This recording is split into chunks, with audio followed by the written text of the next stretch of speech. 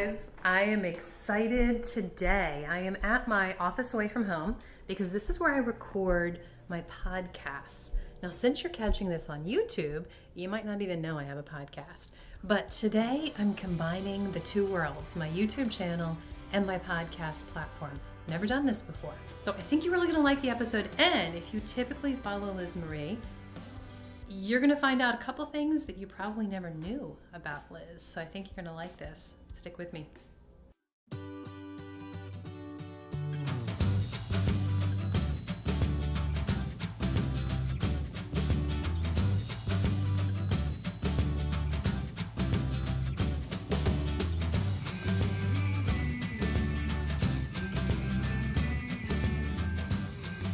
Okay, here we go.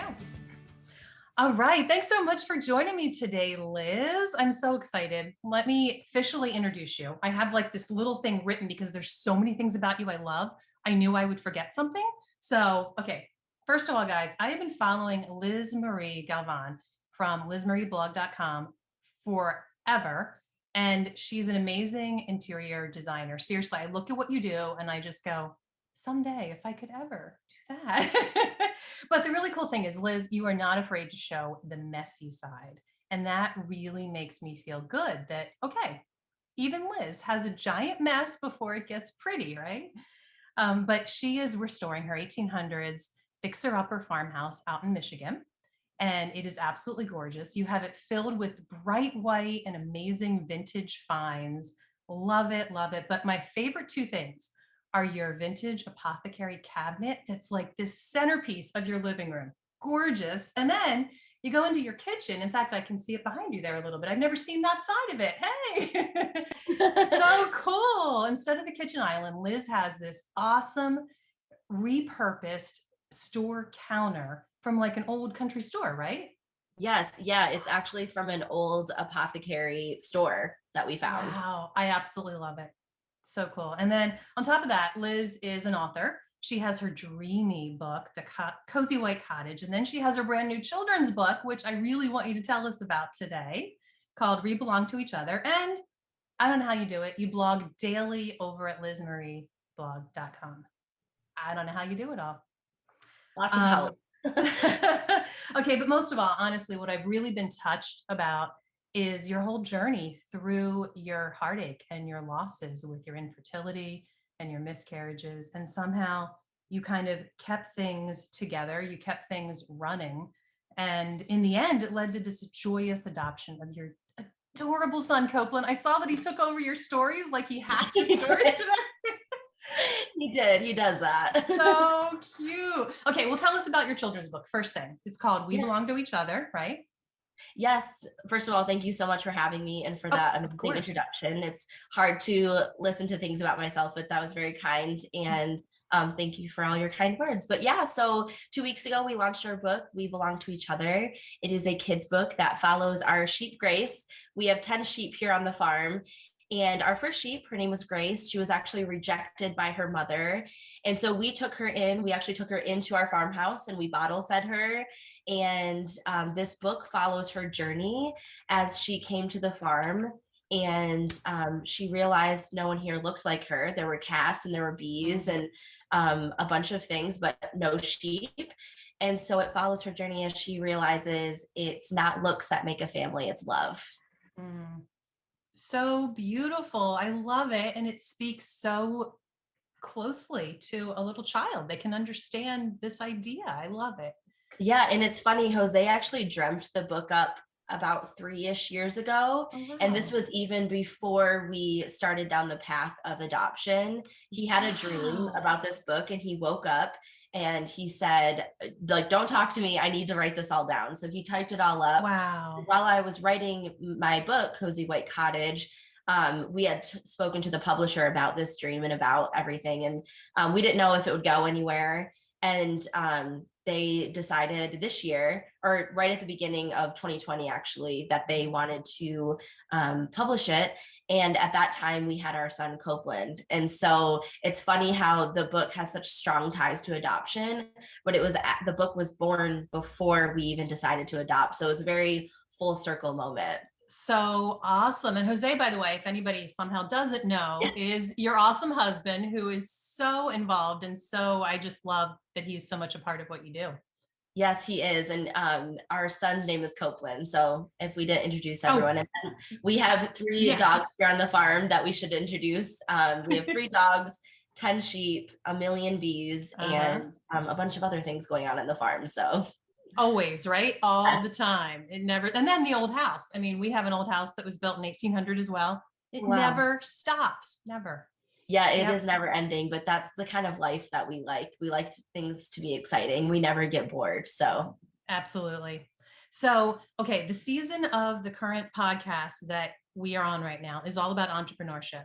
And I have so many folks reaching out to me, telling me how much they appreciate this topic because it's giving them a starting point. So I have a lot of people that haven't actually even jumped on this bandwagon of creating a brand or opening a store or whatever it is they want to do.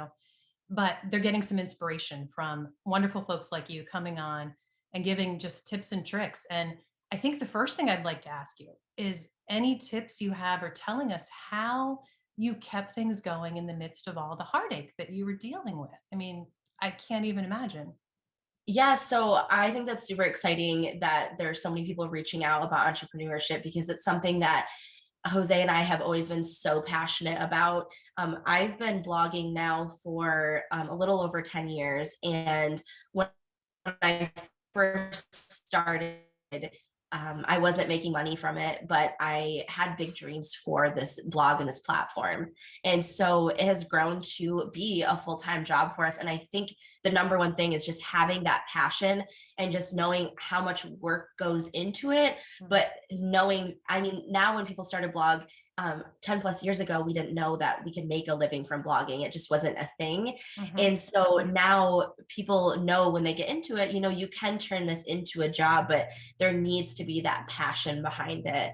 And I think that's what kept me going. So we were on a very long infertility journey, and we experienced 10 miscarriages. And I think what kept me going during that was needing to get out of that dark place.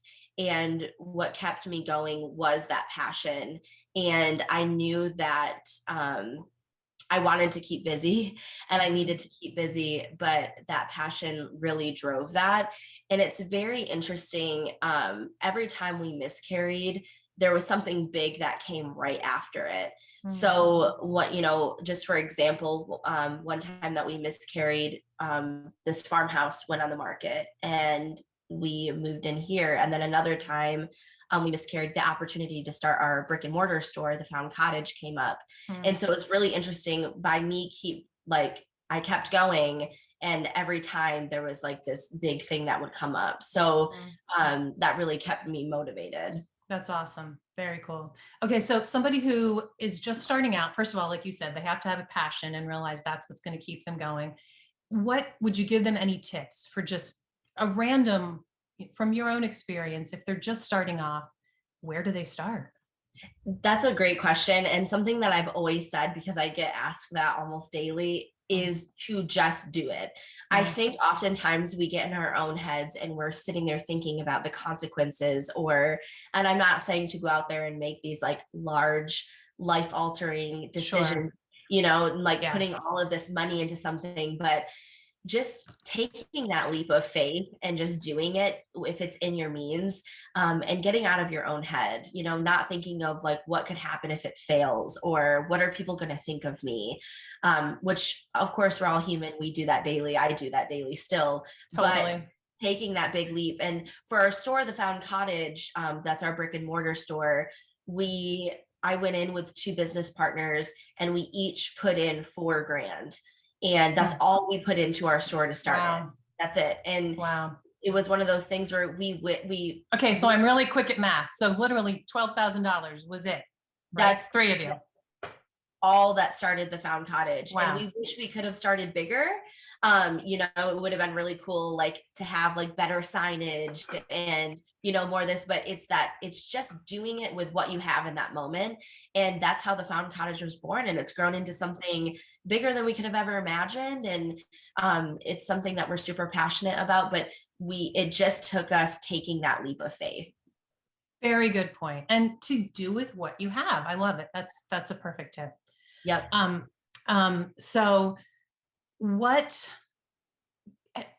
if you've had any, maybe you haven't, what struggles have you overcome? Like what big challenge have you overcome as a content creator? You know, I know you have your brick and mortar, but online even. So many. Jose and I were just talking this morning about how it seems like the internet right now is kind of the Wild West. Like you're kind of like grabbing at things, you don't know where to go. There's a lot of That's new a good point, because there's so much, right? There is, and it's you can choose your path right now. It's like the Oregon Trail. Like you can choose your path to go down right now, but you cannot see the end of that path. You know, do I create content for TikTok? Do I stay in stories? Do I keep blogging every day? You can choose your own path right now. Yep. For us, I think the struggle is knowing that you constantly need to be adapting to the internet. I have had a lot of peers that don't want to adapt, and that's okay too. But there is this point where you need to start adapting to new things to be seen by new people and to keep growing. For instance, Instagram was not a thing when I started blogging. And I remember at the beginning, a lot of people mocked Instagram and they were like, why are people on this platform? And I think that's why I grew, because I got on there really early and I loved it. It was a visual app where Facebook was more words. Yeah. I'm more of a visual person. I'm not great with words. So I think that's a great example of. I disagree though. I think you're great with words. Oh, thank you. I thought you were going to say that Instagram. Oh, no. It is so much more visual. I love it too. And I also think it allows you to connect to your followers in ways Facebook never did, you know? Totally. The relationships on Instagram are like none other. Yeah. You know, people comment on blogs, but that's kind of a thing of a past. I feel like Instagram connects more people, and it's made me feel more connected to my community. Yeah, I agree 100%. Okay, so you've mentioned a few times. Tell us a little bit more about your brick and mortar store, the Found Cottage. It's in Hudsonville, is that right, Michigan? Yeah, yes, Hudsonville, Michigan. We also sell online, which is something that we really picked up in 2020 when we had to, here in Michigan, we were closed down for a really long time, which really shut down a lot of businesses here. But the Found Cottage is in Hudsonville, Michigan, and it is a gathering of items, old and new. We have a lot of like new home decor, from furniture to decor items, things like that. And then we also have a lot of old items, which is kind of what we're known for, is our antiques. And they're gorgeous. That's something that we're really proud of. And then we also have boutique clothing as well, and gifts. So we do a lot of gift items. So it's really a huge selection. But one thing I think is really cool about our store is that it's a lot of makers and pickers from around the country. So they're not just from Michigan, and they have little storefronts within our store. So that's something new that we've added. We used to style everything together, but we decided in 2019 to allow each maker and picker to have their own little storefront, which showcases their style. And that's been a huge hit. So. Yeah. And you know, I mean, in the midst of 2020, I heard a number a few months ago that it was more than 200,000 small businesses that closed their door, which is absolutely unbelievable. You know, it's just that our country would go through something like that and see that kind of result. But then here you are, you know, combining your mercantile and your other store, and you're growing and you're expanding in all these ways. I have people that have sent me messages since I started the season saying, you know, are you going to talk at all about brick and mortar? Because I want to understand how to have my online presence but I really want an actual shop like in my town, and I want to know how to connect them. So a few people have asked me this, and when you agreed to come on right away, I'm like, oh, I got to ask Liz Marie this because you do this. So how do you connect your online presence to your store? Yes, I honestly think we live in this time where that connection is really easy to make once you invest in the right equipment. So for our store, the Found Cottage, we had some things online, and we more catered to the in-person person. Well, when COVID happened and we had to close, we had to really adapt really quickly, or we would have been one of the 200,000. Mhm. I feel so bad for people that had to shut their doors, and that passion, to watch that, um, shut down. That's Yeah. devastating, and my heart goes out to them. And the people that have their doors still open, um, I also feel for them because we had to adapt quickly, and to do that we had to invest a lot of money during this pandemic. But what we did was, right beforehand, we had, purchased this system that had our online inventory mixed with our in-store inventory. Hmm. So what we can do now is, when someone sees something on Instagram, and they want to purchase it, they can either go to our website, it might be listed there, but since we do get new items in daily, that's kind of hard for our business. But they just DM us that they want that they want it. We send them the shipping cost and they can purchase it right there. Hmm. So I think being able to have that brick and mortar and having your online presence is being present online within your store. So doing Okay. stories daily, reaching people online, showing your vignettes, showing Mhm. your style online while you're in your store working. That's what we Mhm. do. And so you're being able to sell them to people that are states away, but you're also catering to your in-person customers as Right, well. right. And you do that very well without it feeling like you're simply always advertising, if you know what I mean. Oops. Yes, and that's the thing too. I think people want to see the heart and soul behind your store. And again, like I said at the beginning of this episode with you, I we are able to do a lot of this with a lot of help. In the beginning of the Found Cottage, I was there every day and I had to be there to open the doors. And since then, we've been able to grow this really cool community at the Found Cottage where I can step away and I can do more things at the Mhm. farm and I can blog more. So without a great support system and community and, workers and creatives, that wouldn't be possible. So in the Yeah, beginning, it's going to look different for everyone starting a brick and mortar, yeah. until you can grow employees, because that's our biggest overhead, of course, is employees. Mhm. And so that's just an investment, that you need to decide to make. Or maybe you want to be at the brick and mortar every day. That's everyone has a different journey with that. Sure. But for us, we have a great community there, and with that comes a lot of different, creative outlets for people. So we have some employees that like to show all the fashion off and they do that. Mm. And we have some people that like to style vignettes and they do that as well. And then when I'm there, I showcase a lot of things. So, it's just one of those things where people want to see the heart and soul behind your business. So telling them, your story of how you started, Good sharing point. what you're passionate about, and showcasing items while you're being helpful to people. This is how I would style this. This is how I would pair this with this. People want to learn something when they go online. And so incorporating that all together, people love that. Yeah. And like I said, you do it so well. I love it. Thank you. Okay. So if people have been following you for years and they're catching this episode, because of course they're going to listen because they love Liz Marie and they have to hear what she's saying, right? What is something you could tell them that they have no idea about you? This is always a hard one for me. I have a couple, but I feel like I've used my first one a little too Okay. often, so people probably know that about me. Yep. um, so I'll give you two because I Okay. don't know. Maybe they will. Sounds good.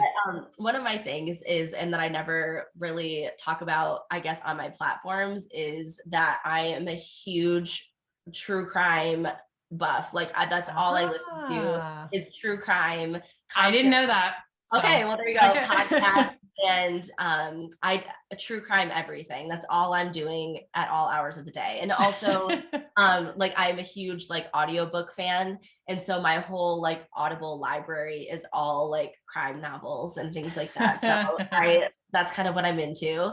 But Okay. another thing is that before doing all of this, I was a barista for many years. I worked at Oh, a lot of like little coffee shops, and that was my all-time favorite job. Like I dream of huh. like in some capacity having a coffee shop, whether we open a store here like on the farm or we have a coffee shop at the store. It's just kind of a dream of mine, and I love doing it because I think it's like being able to connect with people while Mhm. you're making their coffee and just like hearing about their day and their lives, and you get Yep. to know people. So that is another factor that That's really. really cool. I agree 100% that there's something about sitting down with somebody with like a hot cup of tea or a hot cup of coffee. It's a different way to communicate.